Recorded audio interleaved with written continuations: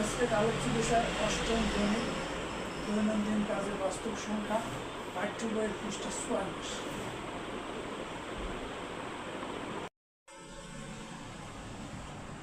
দুইটি সংখ্যা, একটা হলো 2√3 + 5√2 এবং 7√2 - 4√3 এর মধ্যে যোগ বিয়োগ করে বিয়োগফল বা যোগফল সংখ্যা রেখায় উপস্থাপন করুন।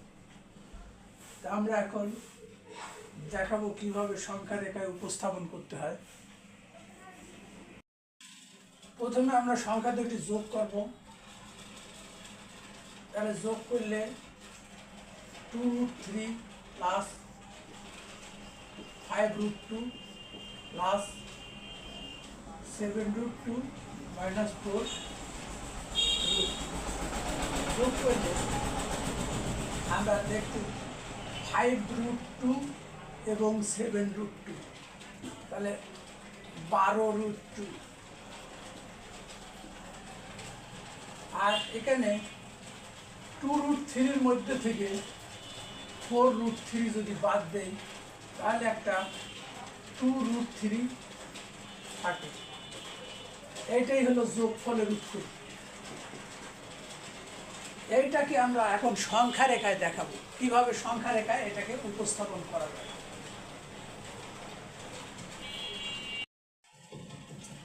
এবার এটা সংখ্যা রেখা, এখানে 0, এখান থেকে 0 থেকে ও বিন্দু থেকে বি বিন্দু এর দূরত্ব হলো 1 এবং বি বিন্দুতে একটা লম্ব, সোজা লম্ব অঙ্কন করলাম সি পর্যন্ত, যার দূরত্ব 1, এখানে সি।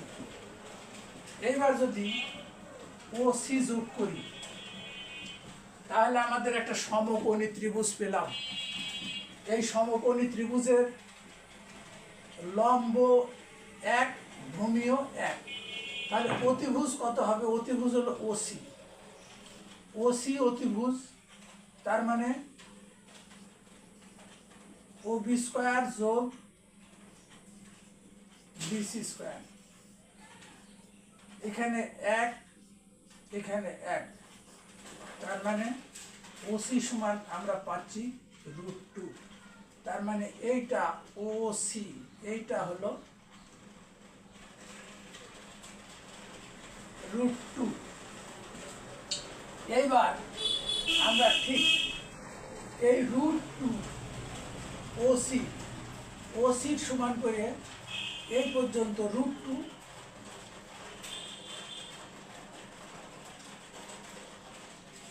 এটা হলো ওডি, ওর থেকে ডি পর্যন্ত এইটুকের দূরত্ব √2,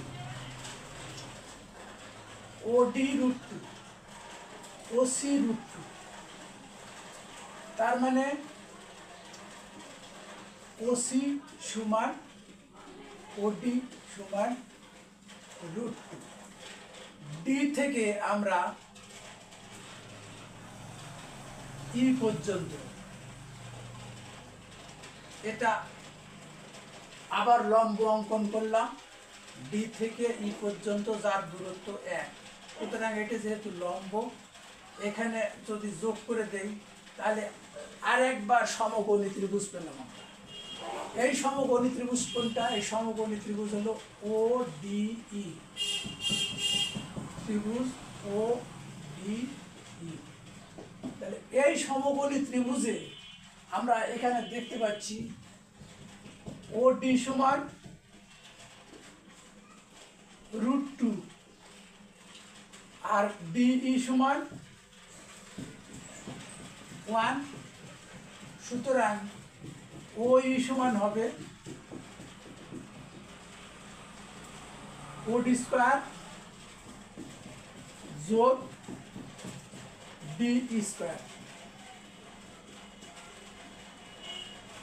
এটা রুট, তাহলে OD² মানে 2, যেহেতু OD সমান √2, OD² মানে 2 আর DE সমান 1, তার মানে হচ্ছে √3। OE সমান, সুতরাং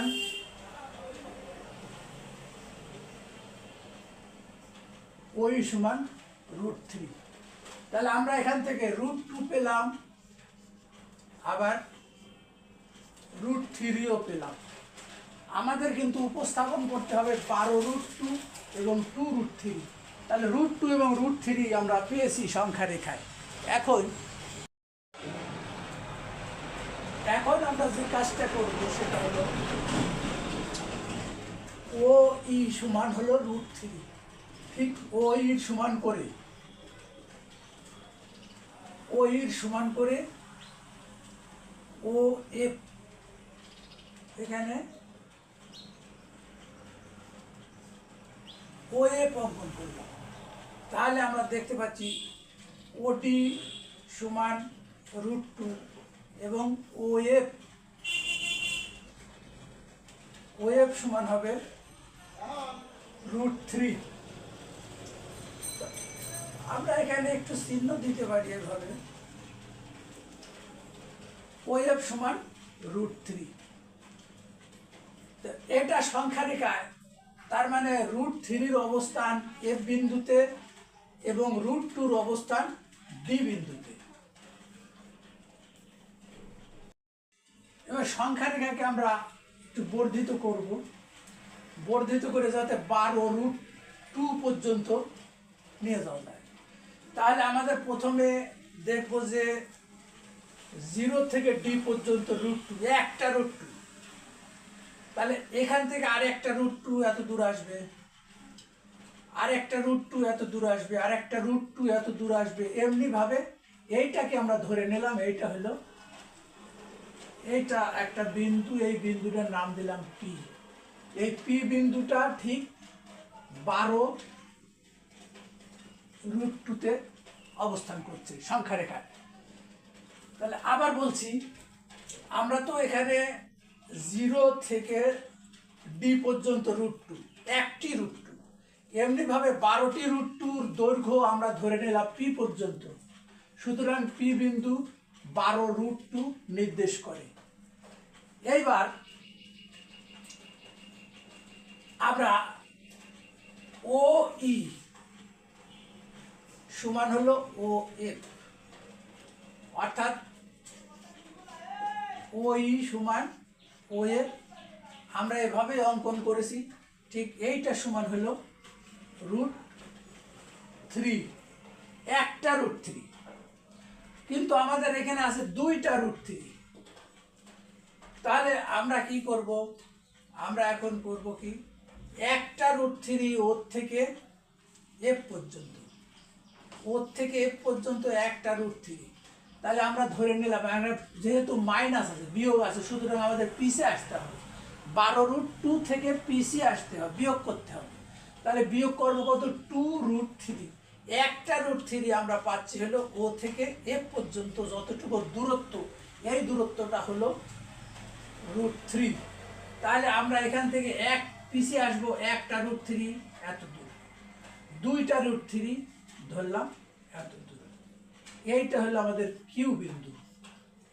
তাহলে কিউ বিন্দু, পি থেকে কিউ বিন্দু পিছে আসলাম কতটুকু? 2√3। তাহলে কিউ বিন্দুর অবস্থানটা কত হলো? কিউ বিন্দুর অবস্থানটা হলো এই 12√2 পি, তার থেকে আমরা 2√3 বিয়োগ করলাম, অর্থাৎ পিছে আসলাম কিউ পর্যন্ত। তাহলে এখান থেকে এইটুকের দূরত্ব, পি থেকে কিউ এর দূরত্ব হবে 2√3। আর এখানে তো 12√2 ছিল, তাহলে আমাদের এই কিউ বিন্দুর অবস্থানটা কত হচ্ছে? সুতরাং কিউ বিন্দুর অবস্থান আমরা দেখতে পাচ্ছি 12√2 মাইনাস 2√3। অর্থাৎ সংখ্যা রেখায় আমরা যে যোগফলটা পেয়েছিলাম, সেই যোগফলটাকে সংখ্যা রেখায় দেখাতে বলা হয়েছে। তাহলে সংখ্যা রেখায় আমরা দেখালাম যে ঠিক 12√2 মাইনাস 2√3 কিউ বিন্দুতে অবস্থান। ধন্যবাদ। এবার আমরা সংখ্যাদ্বয়ের বিয়োগফলটা আবার সংখ্যা রেখায় দেখাবো। তাহলে সংখ্যা, প্রথম সংখ্যা ছিল 2√3 প্লাস 5√2, দ্বিতীয় সংখ্যা 7√2 মাইনাস 4√3। তাহলে শুধু ব্র্যাকেটটা উঠায় দিলেই 2√3 প্লাস 5√2 মাইনাস 7√2 প্লাস 4√3। তাহলে √3 আমরা দেখতে পাচ্ছি এখানে 2টা আর এখানে 4টি, তাহলে √3 আছে 6টি, আর 7√2 মাইনাস 5√2 প্লাস, তার মানে 2টা √2 মাইনাস থাকে। এখন এইটাকে আমরা সংখ্যা রেখায় দেখাবো। আচ্ছা, আমরা যে বিয়োগফলটা পেলাম 6√3 বিয়োগ 2√2, এটা সংখ্যা রেখায় দেখো। এই অংশটুকু আগেই আমরা প্রস্তুত করেছি। √2 ও থেকে ডি পর্যন্ত এবং √3 ও থেকে এফ পর্যন্ত। তাহলে আমরা প্রথমে দেখতেছি √3 আছে 6টি, তাহলে এখানে একটা √3, একটি √3 ও এফ, এরকম 2টি √3, 3টি √3, 4টি √3, 5টি √3, এরকম ধরে নিলাম 6টি √3। এইটার স্থানাঙ্ক হলো পি। তাহলে পি বিন্দুটা আছে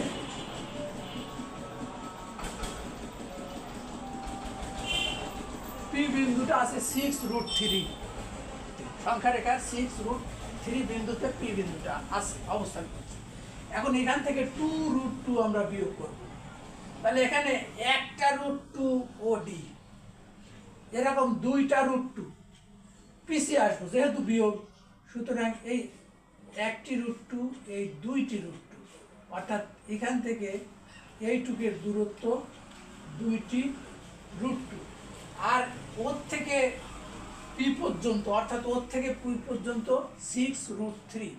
তাহলে 6√3 থেকে এটুকু যদি বিয়োগ করি, তাহলে আমরা মনে করলাম যে এটা আবার কিউ বিন্দুতে আসলাম। তাহলে কিউ বিন্দুটার অবস্থান কত হবে? কিউ বিন্দুটার অবস্থান হবে 6√3 মাইনাস 2√2। তাহলে এই বিয়োগফল আমরা সংখ্যা রেখায় এইভাবে দেখালাম। তাহলে ধন্যবাদ সবাইকে এই ভিডিও দেখার জন্য। সংখ্যা রেখা সম্পর্কে আমরা কিছুটা হলে ধারণা দিতে পারলাম। আর